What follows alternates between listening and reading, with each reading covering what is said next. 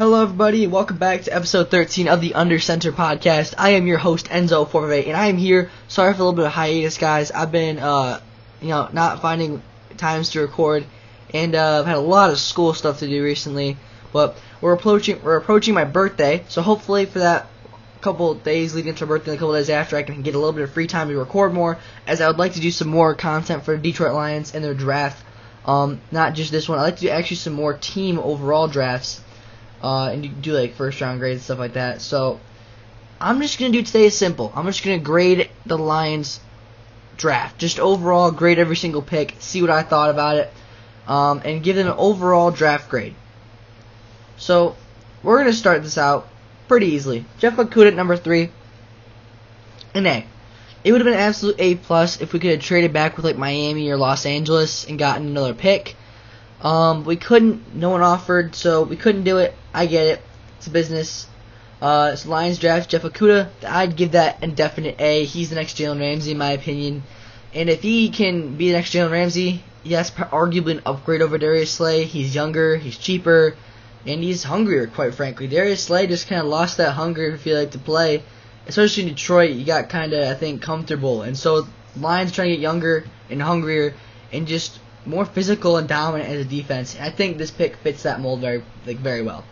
Second round, pick number 3, we took Deandre Swift, running back in Georgia. First glance, I hated this pick. I'm not even kidding. I wanted Ross Blacklock or Metabuke out of Texas A&M defensive tackle. I wanted anyone but a running back this early because I felt like we could have gotten better value with like an Eno Benjamin.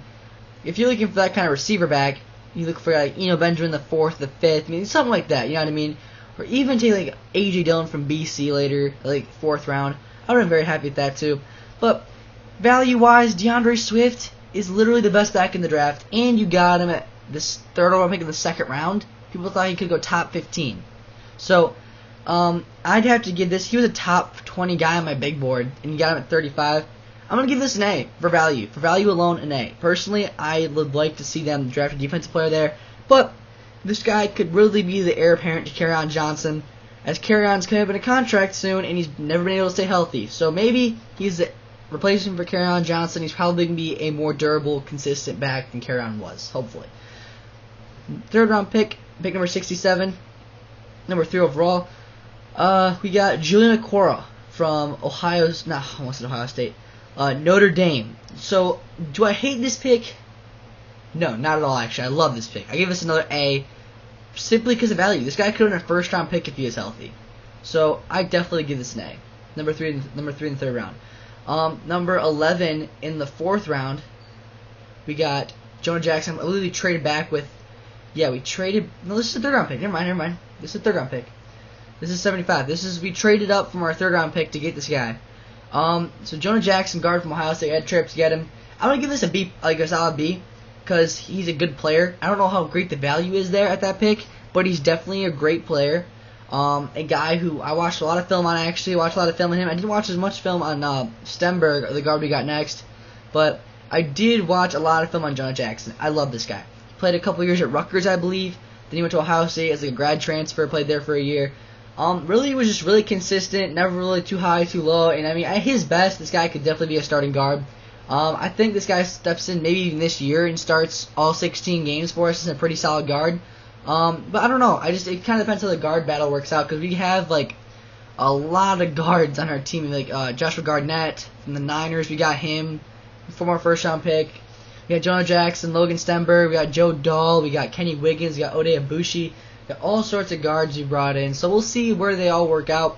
And we still have that guy, the UDFA last year from Wisconsin, Bo Benshaw, who was supposed to be a 4th-round pick. We got him undrafted free agent. He was hurt most of the year, I think, or something like that. He was inactive, I know that. But maybe he's a guy who can step in a guard. I think he's going to stay at center, because that's where I'm listening at center, behind Frank Ragnow. So, yeah, we'll see what happens. Jonah Jackson, I'm going to give it a B or a B+. I like the pick. I'm going to give it a B+, because, I mean, it's not phenomenal value, but he's a good player. Nah, I got to leave it at a B, because we had to trade up to get him. Yeah, we're going to leave it at B. Like the player, value's okay, and we need to trade up to get him. That's why I'm giving it a B instead of a B+. 4th round, right? 4th round, pick number 15. We traded back with the Raiders. We got Logan Steinberg, guard from Kentucky. I love this guy. I watched a little bit of film on him before the draft, but after the draft, I watched more on him to see what we got. This dude is just a nasty player. Just nasty. And to the point where they had to tone it down a little bit because he got penalties. But I love it. He's a road grader. He's a physical run blocker. He's an awesome pass protector. He only allowed 1 sack a year in the SEC. He's just a very well put together guard. His attitude, I wouldn't say it's much of an attitude either. I think it's just more of an attitude while playing, which I love. I love a player who's physical on the field, like just a nasty player who brings some sort of physicality, right? But when they're stupid off the field too, that's when I don't like it. This guy seems to be, have all of his, marbles. So, and he's just a physical, nasty player. Just plays the offensive line position like it should be played, and I love that. So, yeah, heading into the 5th round. Was it 4th or 5th round here? Yep. Wait, no. Where are we at here? 2nd, 3rd, 4th, 5th round. Yep. Quintez Cephas, receiver from Wisconsin. We traded with Philly. Yes, so the pick we got for the Darius Slay trade. I believe he gave one of our 5th round picks too to get up to take. We traded one of our 5ths to get up to take Jonah Jackson, I believe. So with that trade back with the Raiders, I believe we picked up another one. Yes. Okay, I'm looking at the trade here. Okay, we're good. All right, Quintez Cephas. People are crapping all over this pick, but personally, I really like it. So I don't know what their deal is, but Quintez Cephas. I don't want to say this because Michael Irvin's a Hall of Famer, but he kind of reminds me almost like a Michael Irvin. He runs good routes, strong hands, kind of shit. But one thing he has that Michael Irvin wasn't really, I don't think, is a nasty run blocker. I like that a lot. He's 6'1", almost 200-something pounds. And really, dude, he's a guy who I think could potentially step in when Marvin Jones is gone and make an impact. I don't think you'll see him a ton this year. He's not really a deep threat. He's more a possession guy, but I think he definitely has a ceiling. And I don't know if he's close to finished yet. I think he's a guy who could be a pretty solid NFL player. More of a possession guy, though, working on the outside. We still need a deep threat. That's the thing. We still need a deep threat. Kenny Gallagher's not really a deep threat. We need a deep threat. Quintez Cephas is a little bit of Wisconsin, but he ran like a 4.7. But he ran like a 4.5 reportedly, like his pro day or something like that. So, how do you know, man? We'll see. I'm going to give it just off of value alone. I think it's just a solid pick. I like the player, so I'm going to give it a B. I like the pick. I like the player. Value. He's a 5th round value player, I'd say. Next pick was Jason Hundley. I had never heard of this guy, and so I originally probably gave this like a C- because I saw he's a running back. But I watched some film on this guy, and he is electric with the ball in his hand. Good return guy, brings in some excellent return value right off the bat. And he's a 3rd down back for sure, I'd say, in the NFL. But he runs between the tackles a little bit. You see, watch his film at New Mexico State. He is just a dynamic player. He's super fast, really quick, shifty, change direction. He can play slot receiver. He can play running back. He can run the ball. He can catch the ball in the backfield. He can run routes. I mean, he can do a lot of stuff. Very versatile player. Also bringing value on special teams day one. And I'm really happy to see that, actually. I like this pick. Now I'm looking back at it. I'm going to give it a solid B because it's not really phenomenal value for him. I'm going to give it a B, though, because I think he could be a guy long-term who could be a contributor, at least on special teams. At the very best, I think this guy could possibly be a 3rd down back / slot receiver, fill that Theo Riddick kind of position. Kind of like that flex running back who plays some slot and 3rd down.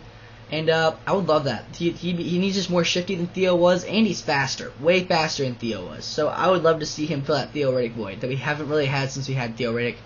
Haven't really had that true 3rd down, slot receiver, running back kind of position that who was our Jim Bob Cooter really made famous. So I would love to see that void filled, and yes, I like it a lot.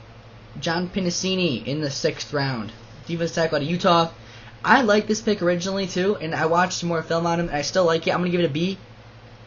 I mean, it's not like it's crazy phenomenal value for him. I just think he's a good player.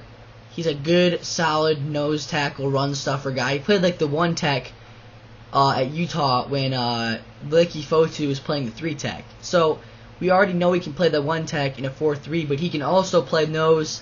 Phenomenal run stuffer. He provides some sort of pass rush, more of a power rush, so just pushes the pocket back a little bit. He's not like a crazy impactful guy in pass rush, though.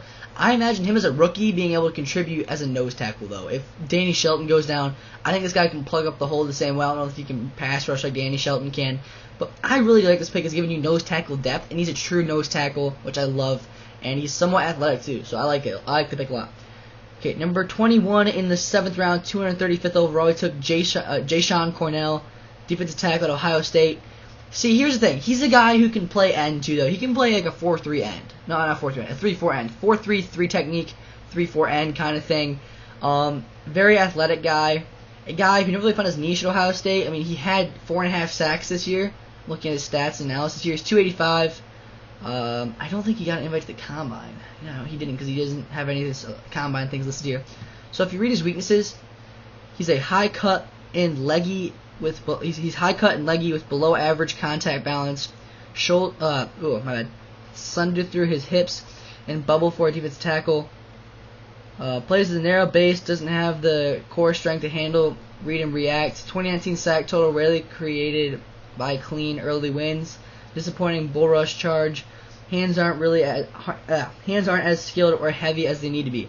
So I take this guy as right here. He's playing defensive tackle at Ohio State, right? He's not playing a 3-4 end. A 3-4 end, all you need to be able to do is just play the run and provide somewhat of a pass rush.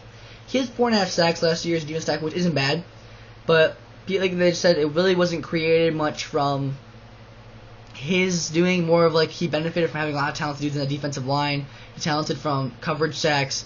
He benefited from coverage sacks. And so it sounds like the 4.5 sacks, it really doesn't match his production that well.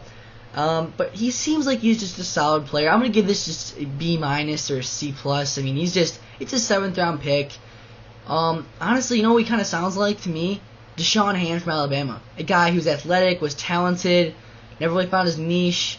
A guy who played some defensive tackle on a 4-3, kind of had below average. He was kind of an underachiever for how highly he was touted coming out of high school, and like how highly touted he was like just talent wise.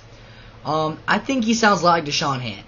So maybe this guy can come in and be a Deshaun Hand kind of player. At the very worst, we play a 3-4. We're going to be playing more of a 3-4 this year. I can already tell, because they've really just committed to getting nose tackles, 3-4 ends. They've committed to their scheme, and I appreciate that.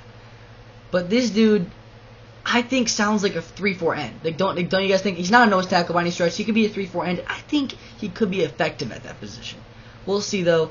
And I say effective, I mean 7th round pick. Effective is like being a solid depth guy on your roster, can rotate in. And I don't see why he can't do that. I watched him just film at Ohio State. He's athletic. He moves well. I mean, I just think that he just needs to be coached up, really. He's athletic. He's a high motor. I mean, all these things I'm seeing as pluses on here. And he just needs to really be coached up, I think. And our defensive line coach seems to be all right. And the fact that he turned Deshaun Hand to who he is now, like possibly if he's healthy for a full year, we could talk maybe a Pro Bowl. But this dude, I think, can have the same kind of luck as Deshaun Hand. Just depends if he's willing to put in work or not. And I think that this dude could be just not an awful pick, and I think could possibly contribute as some sort of a depth guy. Alright, so that's my full draft. The worst pick was him. It's like C+, I think I gave it. But I liked every single pick this year. That's the first time I ever said that. I liked every single pick for the Lions. Last year, I hated the Giants 5 pick. I was wrong. I'm thankful that I'm wrong. I hated a lot of picks last year for the Lions, not gonna lie. I've never really loved the Lions drafts. I don't really see what they're doing. This year, Bob Quinn and Matt Patricia finally put their heads together, I think, and this was a good draft. They addressed needs. They got depth. They got talented guys who could possibly be pretty impactful players on their roster for years to come. And I really do appreciate that. This is the best draft I think they've had in 20 years. Not 20 years, but this is the best draft they've had in a long time. At least since I've been a Lions fan. I've been watching the Lions heavily since 2010. 2011 probably, young kid watching Lions football. This draft just makes more sense than they've ever had. It makes any sense. They always just took flyers on dudes. You just didn't know who they were. You don't know why they drafted them. This makes sense. They're laying the foundation for a good football team. I appreciate that. I'm giving this draft an A-. There's a couple of guys I'd rather see. I would rather see Ross Blacklock, taking him at the 2nd round pick.